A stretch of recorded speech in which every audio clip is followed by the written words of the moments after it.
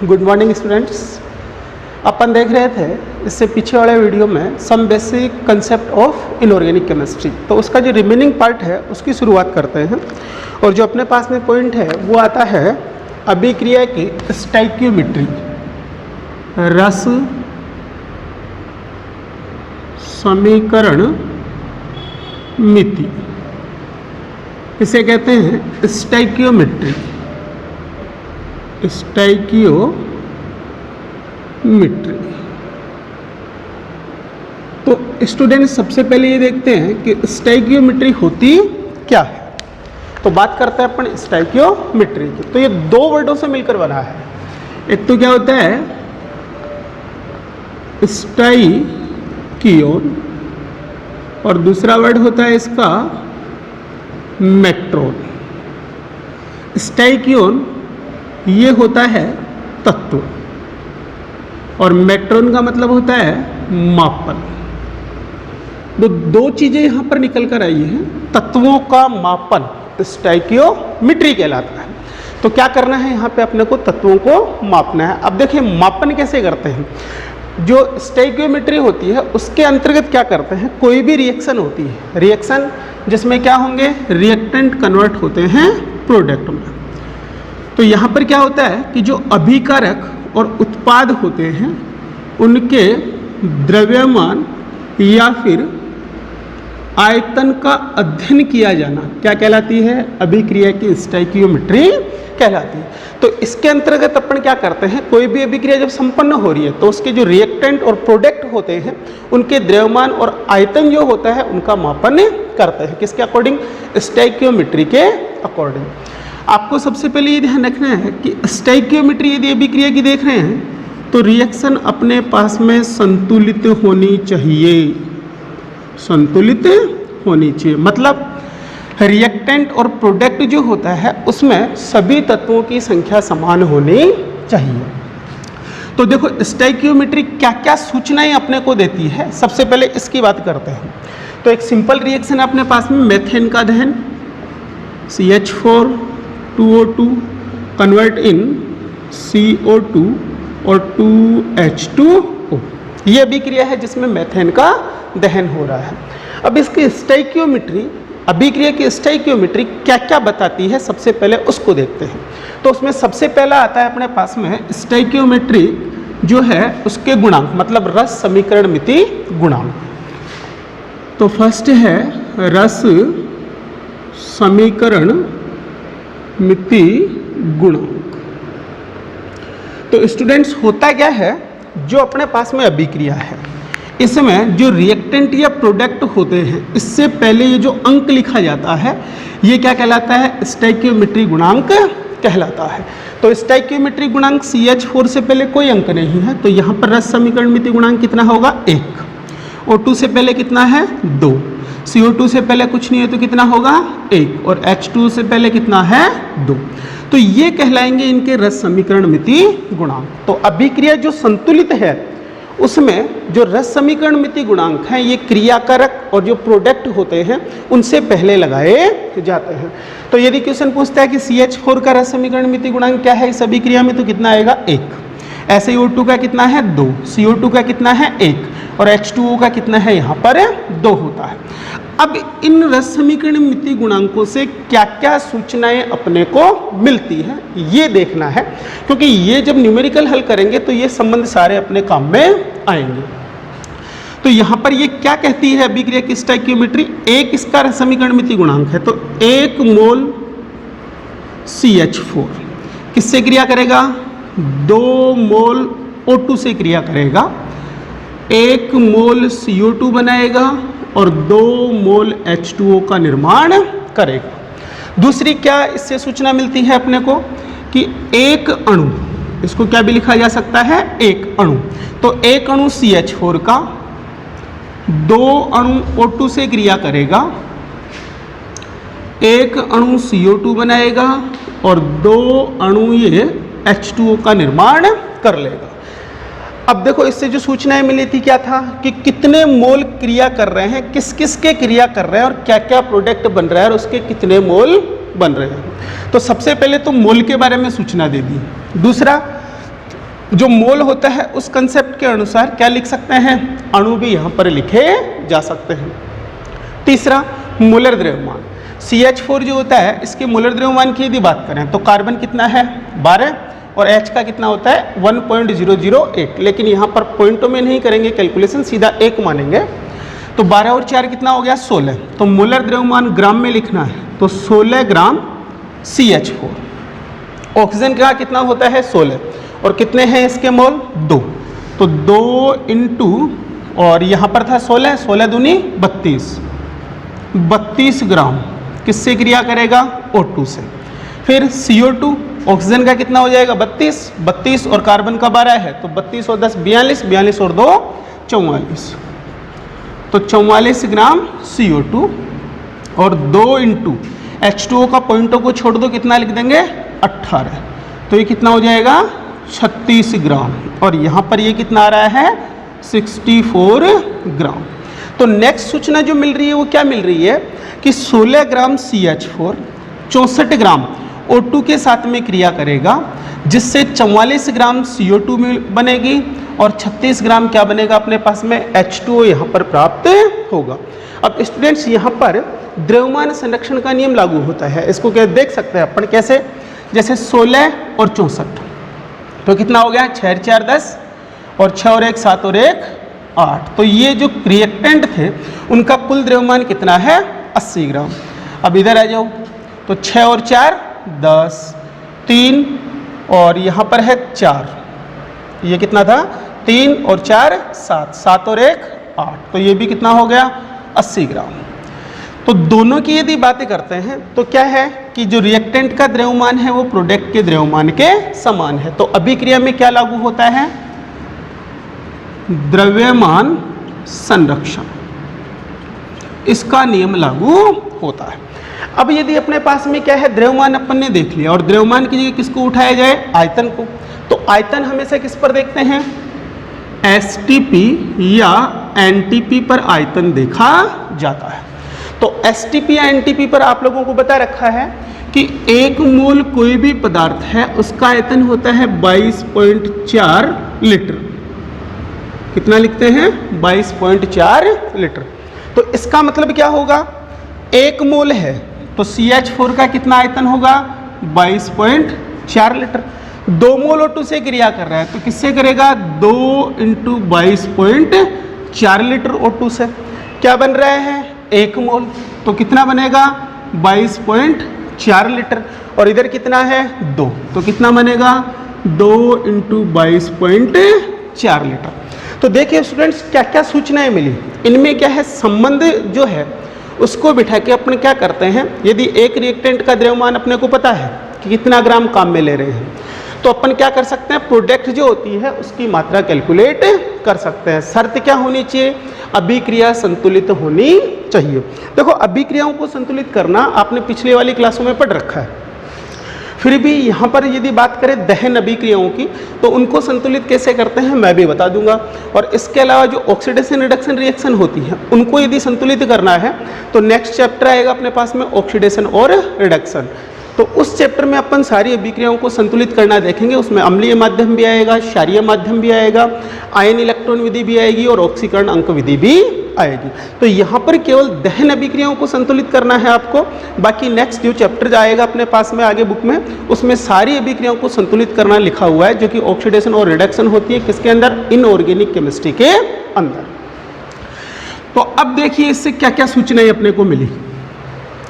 Stoichiometry क्या कहती है कि 1 मोल CH4 2 मोल O2 से क्रिया कर रहा है, 1 मोल CO2 बन रही है, 2 मोल H2O बन रहा है। तो फर्स्ट सूचना मिली मोल की।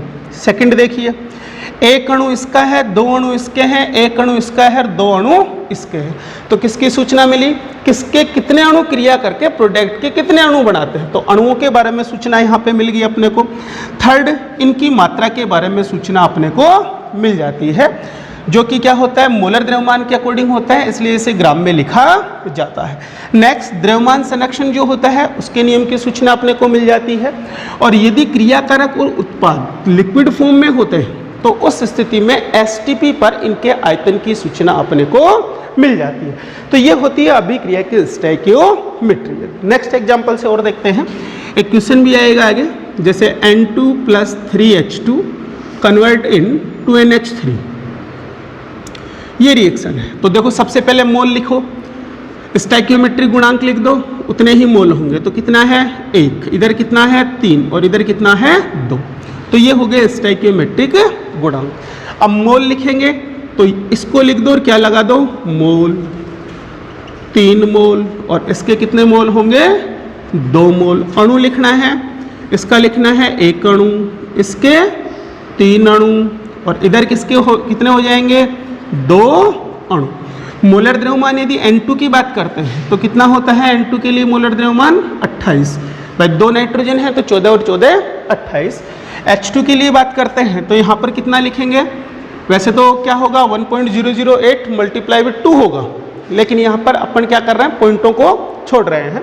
तो कितना लिखा जाएगा 2 लिखा जाएगा। किसके लिए H2 के लिए, H नहीं है ये H2 है।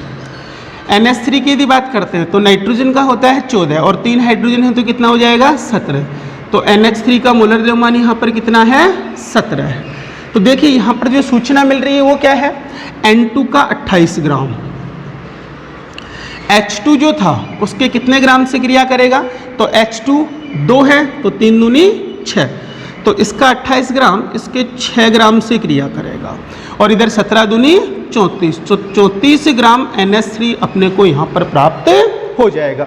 द्रव्यमान संरक्षण का नियम लागू हो रहा है। 28 और 6 कितना होता है 34, और इधर भी कितना लिखा है 34 लिखा है। नेक्स्ट सूचना यदि STP पर बात करते हैं तो इसके आयतन की मिलती है। क्या कहता है ये 22.4 लीटर। कौन है N2। इधर कितना लिखोगे 3 × 22.4 लीटर। कौन है H2। तो जो बन रहा है वो 2 × 22.4 लीटर क्या बन रही है NH3 यहाँ पर बन रही है। तो इस प्रकार से ये किसकी सूचना मिलती है अपने को, इनके आयतन की सूचना यहाँ पर अपने को प्राप्त हो जाती है। तो ये थी अभिक्रिया की स्टोइकियोमेट्री, जिसमें अपन क्या कर रहे हैं मापन कर रहे हैं। और मापन किसका कर रहे हैं, रिएक्टेंट और प्रोडक्ट का। चाहे तो अणुओं की संख्या देख रहे हैं, चाहे मोल देख रहे हैं, चाहे अपन क्या देख रहे हैं यहाँ पर इसका ग्राम में द्रव्यमान देख रहे हैं, चाहे इसका आयतन देख रहे हैं। तो ये तो हुई बात अपने पास में अभिक्रिया की स्टोइकियोमेट्री की। अब इसमें क्या होता है, एक फैक्टर आता है स्टूडेंट्स, वो होता है सीमांत अभिकर्मक। तो उससे पहले जो दहन अभिक्रियाएं हैं उनको संतुलित कैसे करते हैं इसको देख लेते हैं अपन, क्योंकि मेनली जो क्वेश्चन होंगे वो दहन अभिक्रियाओं के अकॉर्डिंग होंगे इस चैप्टर में। तो दहन अभिक्रियाओं को आपको संतुलित करना आना चाहिए। तो बात करेंगे यहाँ पर दहन अभिक्रियाओं की। दहन का मतलब क्या होता है, किसी पदार्थ का जलना।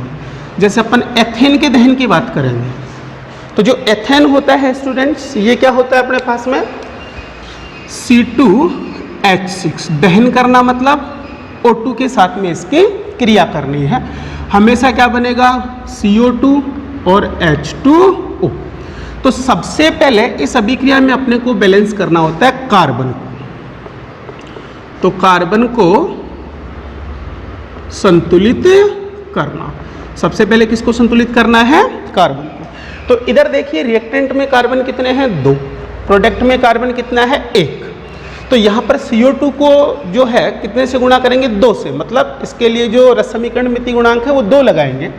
क्या बनेगी रिएक्शन C2H6 O2 2CO2 और क्या लिखा जाएगा H2। फिर किसको संतुलित करना है अपने को, यहाँ पर ऑक्सीजन को। और ऑक्सीजन को यदि आपको संतुलित करना है तो देखिए यहाँ पर क्या लिखना है अपने को, नहीं चाहे तो अपन पहले H को संतुलित कर सकते हैं। मैन जो है वो नियम के अकॉर्डिंग H को किया जाता है, तो H को ही करेंगे। तो H को संतुलित करना, तो H को संतुलित करना है तो यहाँ पर H कितने हैं 6 और इधर H कितने हैं 2, तो 3 लगा दें तो 3 दूनी 6 हो जाएंगे। तो क्या लिखोगे यहाँ पर C2H6O2 2CO2 और 3H2O, और अंत में संतुलित करेंगे वो किसको संतुलित करेंगे, ऑक्सीजन को।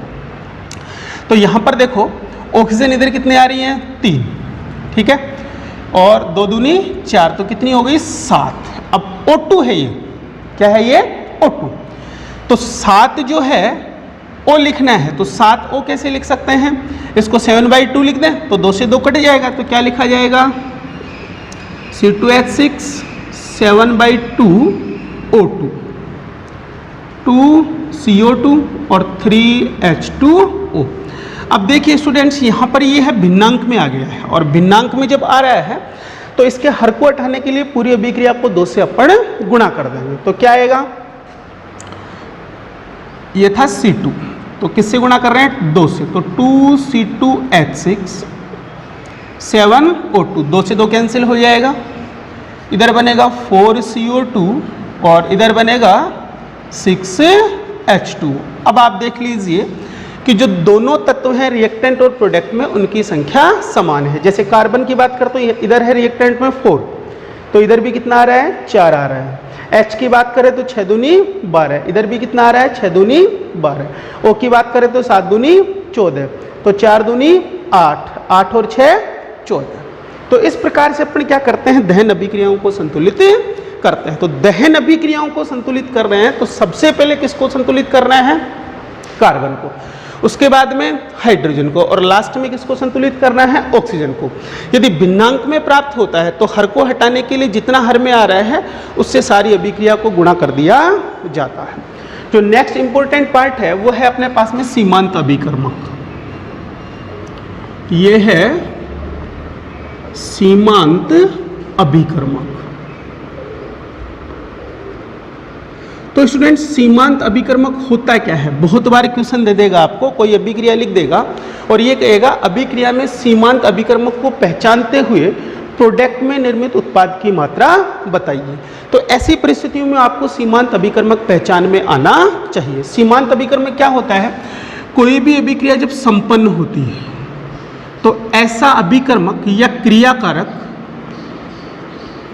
जो पूर्ण रूप से समाप्त हो जाता है और समाप्त होने के कारण उत्पाद के निर्माण को सीमित कर देता है। उत्पाद जो बनेगा उसको क्या कर देगा? ये सीमित कर देगा। क्या कहलाता है? सीमांत अभिकर्मक कहलाता है। तो किसी अभिक्रिया में उपस्थित वह क्रियाकारक जो अभिक्रिया संपन्न होने के दौरान पूरा समाप्त हो जाता है और पूरा समाप्त होकर उत्पाद के निर्माण को सीमित कर देता है, सीमांत अभिकर्मक कहलाता है। सीमा प्लस अंत मतलब क्या कर देगा? प्रोडक्ट की सीमा जो है, मतलब रिएक्शन की जो प्रोसीड होने की सीमा है उसको नष्ट कर देगा, अर्थात उत्पाद के निर्माण को बैन कर देगा। उसे क्या कहा जाता है? सीमांत अभिकर्मक कहा जाता है। बहुत बार स्टूडेंट्स यहाँ पर आपके सामने समस्या आती है कि सीमांत अभिकर्मक को पहचाना कैसे जाए। तो इसमें देखो कैसे देखते हैं अपन। सबसे पहले एक एग्जाम्पल उठाता हूँ मैं सिंपल। ए है, उसका 1 मोल है, बी के 2 मोल बन रहे हैं और प्रोडक्ट बन रहा है सी और डी। क्वेश्चन ये कह देता है इस अभिक्रिया में सीमांत अभिकर्मक को पहचानिए। पर कब पहचाना जाएगा? जब क्रियाकारक की प्रारंभिक मात्रा आपको दी हुई हो। तो सबसे पहले यहाँ पर लिखेंगे स्टोइकियोमेट्रिक गुणांक। तो अभिक्रिया में ए का स्टोइकियोमेट्रिक गुणांक कुछ नहीं है तो कितना लिखा जाएगा? 1। बी का कितना लिखा जाएगा? 2। और केवल अपने को क्रियाकारक से मतलब है, यहाँ पर उत्पाद से कोई मतलब नहीं होता है। तो इसके लिए कितना लिखा? 1। और इसके लिए अपन ने कितना लिख दिया? 2। अब यदि अपने को दिया है, क्या दिया है कि इसके 3 मोल हैं और इसके 9 मोल हैं, तो अभिक्रिया में सीमांत अभिकर्मक को पहचानिए। मतलब प्रारंभिक मात्रा यदि आपको दी गई है तो ही आप सीमांत अभिकर्मक को पहचान सकते हैं। यदि प्रारंभिक मात्रा नहीं है तो अभिक्रिया सिंपल संपन्न होगी, यहाँ पर कोई सीमांत अभिकर्मक नहीं होगा। तो देखो इसको पहचानने का तरीका क्या होता है। जैसे ए के लिए देखें, अपन एक अनुपात निकालेंगे। जो दी गई मात्रा है या दिया गया मोल, दिए गए मोल की जगह दिया गया मोलर द्रव्यमान भी लिख सकते हैं, दिए गए अणुओं की संख्या भी लिखी जा सकती है, बटे रस समीकरण मिति गुणांक। ये अनुपात देखेंगे किसके लिए? ए के लिए। और ऐसे ही किसके लिए देखेंगे? बी के लिए। तो दिया गया मोल, अपने को क्वेश्चन में क्या कह रहा है कि ए के कितने मोल हैं? 3 मोल। तो यहाँ पर दिया गया मोल कितना है? 3। ठीक है। और इसका स्टोइकियोमेट्रिक गुणांक कितना है? 1। तो 1 का भाग दे दो, कितना आ जाएगा? 3। यहाँ पर दिया गया मोल, सॉरी ये किसके लिए निकाला था अपन ने? ए के लिए। ऐसे ही यदि बी के लिए निकालना है तो दिया गया मोल कितना है यहाँ पर 9 और इसका स्टोइकियोमेट्रिक गुणांक कितना है 2, तो कितना होगा 4.5। ये अनुपात आपको निकालना है। और अनुपात कैसे निकालते हैं, मेनली तो आप मोल की संख्या ज्ञात कर लीजिएगा और मोल की संख्या ज्ञात करके जो स्टोइकियोमेट्रिक गुणांक है उसका भाग दे देना। तो जो अनुपात छोटा है वो सीमांत अभिकर्मक होगा। तो यहाँ पर यदि बात करते हैं तो ए के लिए आ गया 3 और बी के लिए आ गया 4.5। तो यहाँ पर छोटा कौन है ए, तो ए यहाँ पर छोटा है, तो यहाँ पर जो होगा सीमांत अभिकर्मक वो क्या होगा ए होगा। देखिए स्टूडेंट्स, बहुत बार समस्या आती है सीमांत अभिकर्मक को पहचानने में। तो ये ऐसा कंसेप्ट है जो बिल्कुल इजीली आपको ये बता देगा कि सीमांत अभिकर्मक कौन सा है। तो आपको करना क्या है, दोबारा सुन लीजिए। प्रारंभिक मात्रा या मोल आपको दी हुई होगी, यदि ग्राम में मात्रा दी है या आयतन दिया है तो आपको उसको मोल में कन्वर्ट कर लेना है। यदि मोल में कन्वर्ट नहीं करते हो और ग्राम में मात्रा है तो मोलर द्रव्यमान का भाग देना है आपको। ऐसे यदि आयतन दे रखा है तो 22.4 लीटर का अकॉर्डिंग मोल के हिसाब से उसका भाग देना है। तो आपको तो सीधा सा पहले तो मोल ज्ञात करना है। तो जैसे इसके मोल अगले ने दिए हैं 3 और इसके दिए हैं 9। अब ये कह रहा है अभिक्रिया में सीमांत अभिकर्मक को पहचानिए। तो जिसका मोल है उसमें उसके स्टोइकियोमेट्रिक गुणांक का भाग देके अनुपात निकालो। तो 3 में 1 का भाग दिया 3 आ गया, इधर 9 में 2 का भाग दिया 4.5 आ गया। अब इन दोनों में जो संख्या छोटी आ रही है, जिस क्रियाकारक के संगत है, वही क्या कहलाएगा यहाँ पर सीमांत अभिकर्मक कहलाएगा। तो छोटी संख्या है 3 और ये किसके संगत है, ए के संगत है, तो यहाँ पर सीमांत अभिकर्मक भी क्या होगा, ए ही होगा। तो इस प्रकार से अपन किसकी पहचान करते हैं, सीमांत अभिकर्मक की पहचान करते हैं। अब स्टूडेंट्स इस पार्ट में से मेनली न्यूमेरिकल पूछता है। एक तो सीमांत अभिकर्मक के अकॉर्डिंग पूछ सकता है और दूसरा केवल मोलर कंसेप्ट के अकॉर्डिंग पूछ सकता है। तो देखो 2 न्यूमेरिकल मैं यहाँ पर आपको बताता हूँ और दोनों ही न्यूमेरिकल जो हैं वो इम्पोर्टेंट हैं। और ये जो है तालमेल रिएक्टेंट और प्रोडक्ट के मध्य ये आपको बिठाना आना चाहिए, तभी आप आगे आप क्या कर सकते हैं, बड़े क्वेश्चन हल कर सकते हैं। तो देखो क्वेश्चन फर्स्ट है, मेथेन के दहन से 22 ग्राम CO2 प्राप्त करने के लिए आवश्यक मेथेन की मात्रा परिकलित कीजिए। मतलब मेथेन का दहन कर रहा है और ये कह रहा है कि इसके दहन से 22 ग्राम CO2 प्राप्त करने के लिए आवश्यक मेथेन की मात्रा लिखिए। तो सबसे पहले आपको अभिक्रिया की संतुलित समीकरण लिखनी है और मैंने अभी दहन अभिक्रियाओं को संतुलित करना आप लोगों को बता दिया था। तो क्या आएगा, CH4 2O2 क्या बनेगा CO2 और इधर क्या आ जाएगा 2H2O। ये इसकी मेथेन के दहन की संतुलित अभिक्रिया है। अब आपको मोलर कंसेप्ट यहाँ पर लगाना है। तो इसका जो स्टोइकियोमेट्रिक गुणांक है उसके अकॉर्डिंग ये कितना है 1 मोल। चाहे तो मोलर कंसेप्ट से हल कर लेना, चाहे मोलर द्रव्यमान से। ये कितना मोल है 2 मोल, ये कितना है 1 मोल और ये कितना है 2 मोल है। अब यहाँ पर मोलर द्रव्यमान लिखिए। तो CH4 का मोलर द्रव्यमान कैसे ज्ञात करना है, कार्बन का 12 और हाइड्रोजन 4 है, तो 12 और 4 16। तो ये कितना होगा 16 ग्राम। इधर देखिए 16 दूनी 32 और 32 दूनों 64, तो ये कितना होगा 64 ग्राम। इधर आ जाइए तो 16 ये कितना था 32 और 12 44 ग्राम। और इधर देखेंगे तो 18 दूनी 36 ग्राम, जो कि आप लोगों को पहले मैंने बता दिया था। अब क्वेश्चन कैसे हल करना है वो देखिए। क्वेश्चन ये कह रहा है कि 22 ग्राम CO2 प्राप्त करने के लिए आवश्यक मेथेन की मात्रा को परिकलित कीजिए। तो यहाँ पर अपने को क्या दिख रहा है, अभिक्रिया की संतुलित समीकरण क्या कह रही है कि 16 ग्राम जो है मेथेन यदि काम में लेते हैं तो 44 ग्राम CO2 अपने को प्राप्त होती है और अपने को प्राप्त कितनी करनी है, मात्र 22 ग्राम। तो इसके लिए क्या लिखेंगे, 44 ग्राम CO2 प्राप्त करने के लिए आवश्यक मेथेन, और ये संतुलित समीकरण से कितनी आ रही है 16 ग्राम। तो 1 ग्राम यदि अपने को CO2 प्राप्त करनी है तो मेथेन की मात्रा क्या हो जाएगी 16/44 ग्राम, और कितनी प्राप्त करनी है अपने को 22 ग्राम। तो 22 ग्राम CO2 प्राप्त करने के लिए मेथेन की आवश्यक मात्रा क्या होगी 16/44 और इंटू 22, तो ये 2 बार कैंसिल हो गया और कितने ग्राम आ जाएगी, 8 ग्राम।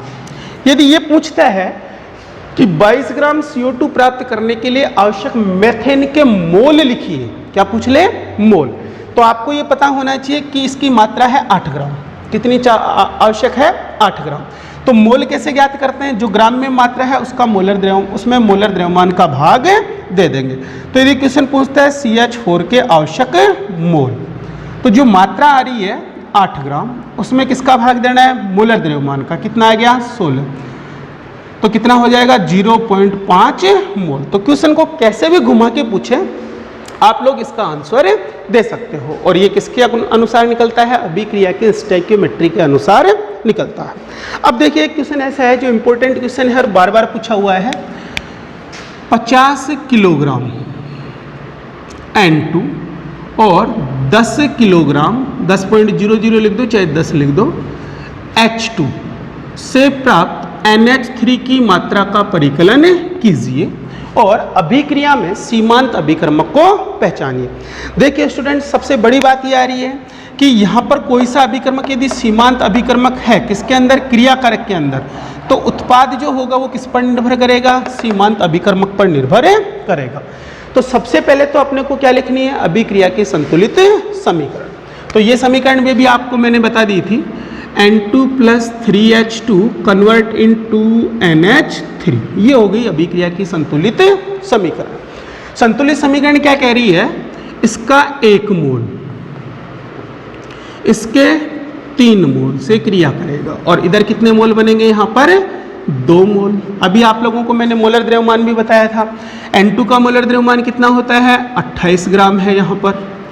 H2 का कितना होता है, 2 ग्राम, तो कितने ग्राम से क्रिया कर रहा है, 6 ग्राम। और NH3 का कितना बताया था, 17, तो 17 और 2 कितने बने थे, 34 ग्राम। अब आपको ध्यान क्या रखना था, N2 का मोलर द्रव्यमान था 28, ठीक है स्टूडेंट्स।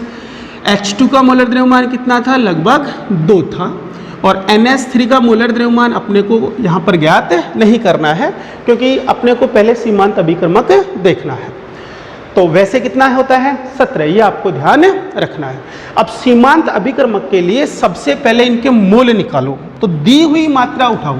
N2 की कितनी है, 50 किलोग्राम, तो N2 का यदि आपको मोल निकालना है अभिक्रिया में, तो कैसे निकालेंगे, जो मात्रा है उसको ग्राम में बदलो, तो 50 × 1000, ठीक है स्टूडेंट्स।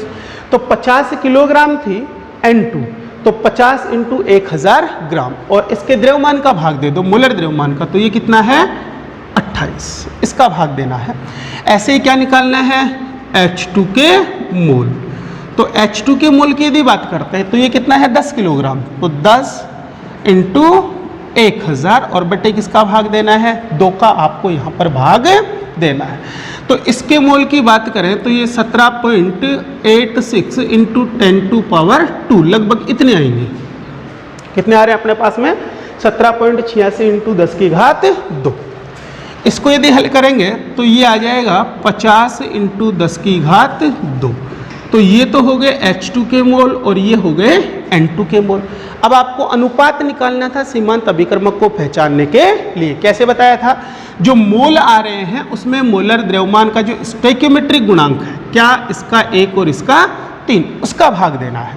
तो N2 के लिए यदि अनुपात देखते थे तो क्या आ रहा है, 17.86 × 10⁻² बटे 1, तो इतना ही आ जाएगा, 17.86 × 10⁻²। यदि किसके लिए देखते हैं, इसके लिए देखते हैं, तो यहाँ पर H2 के लिए क्या आएगा, कितना था, 50 × 10⁻², और किसका भाग देना है, 3 का, तो ये लगभग कितना आ जाएगा, 16.66 × 10⁻²। तो किसका मोल जो अनुपात है कम आ रहा है, H2 का, तो यहाँ पर सीमांत अभिकर्मक क्या होगा, H2। तो क्या लिखना है, देन सीमांत अभिकर्मक बराबर H2 होगा। ये आपको ध्यान रखना है। जब सीमांत अभिकर्मक H2 है तो उस स्थिति में मात्रा कैलकुलेट करेंगे तो वो संतुलित समीकरण में H2 की मात्रा के अकॉर्डिंग कैलकुलेट होगी। कैसे, सीमांत अभिकर्मक है H2, तो इसको उठा लो, तो ये क्या कहता है कि 6 ग्राम से कितने ग्राम बन रही है, 34 ग्राम। तो सीमांत अभिकर्मक की मात्रा को उठाएंगे यहाँ पर, तो 6 ग्राम H2 यदि सीमांत अभिकर्मक था तो इससे प्राप्त NH3 ये कितनी थी, 34 ग्राम थी। ठीक है स्टूडेंट्स, 1 ग्राम से निकालना है तो क्या आएगा, 34/6, और कितने से निकालना है, 10 किलोग्राम से। H2 की मात्रा कितनी दे रखी है, 10, तो 10 किलोग्राम से निकालेंगे तो 10 × 10⁻³ ग्राम H2 से जो मात्रा आएगी वो आएगी 34/6 × 10 × 10⁻³ इसको कैलकुलेट कर लीजिएगा, आपका आंसर निकल कर आ जाएगा। और ये लगभग आता है 56 के लगभग आ जाएगा, जो आप कैलकुलेट कर लेगा। तो 56 × 10⁻³ आएगा, 10 की घात कितनी आएगा, 3। आगे पॉइंटों में आएगा, ये आपको कैलकुलेट करना है, बस तरीका आपको ध्यान रखना है। तो सबसे पहले अपन ने क्या किया, स्टोइकियोमेट्री लिखी अभिक्रिया की, ठीक है। उसके बाद में क्या किया, जो मात्रा दी है उसके अनुसार रिएक्टेंट के मोल निकाले, किसका भाग देकर, मोलर द्रव्यमान का भाग देकर। फिर जो मोल आए थे उसमें जो रिएक्टेंट था उसके स्टोइकियोमेट्री गुणांक का भाग दे दिया और अनुपात निकाला। दोनों में जो अनुपात छोटा आया वो क्या कहलाएगा, सीमांत अभिकर्मक। तो H2 जब छोटा आ रहा है तो सीमांत अभिकर्मक कौन होगा, H2। तो H2 क्या होगा, पूरा खत्म हो जाएगा NH3 बनाने में, बाकी वहां पर N2 पड़ा रहेगा। तो जो N2 अकेला कभी भी NH3 का निर्माण नहीं करेगा, तो निर्माण किसके द्वारा होगा, किसकी मात्रा के अकॉर्डिंग होगा, H2 की मात्रा के अकॉर्डिंग। इसलिए अपन क्या कर रहे हैं, स्टोइकियोमेट्री में ये देख रहे हैं कि 6 ग्राम H2 है, उससे प्राप्त NH3 है 34 ग्राम। तो 6 ग्राम से कितना आ रहा है, 34 ग्राम। तो 1 ग्राम से 34/6, और इतनी मात्रा क्वेश्चन में अपने को दी है, तो इससे प्राप्त कैसे निकालेंगे, इससे इसको गुणा कर देंगे तो अपना आंसर निकल कर आ जाएगा। तो ये सिंपल क्वेश्चन है, वो मैंने आप लोगों को यहाँ पर बता दिए हैं।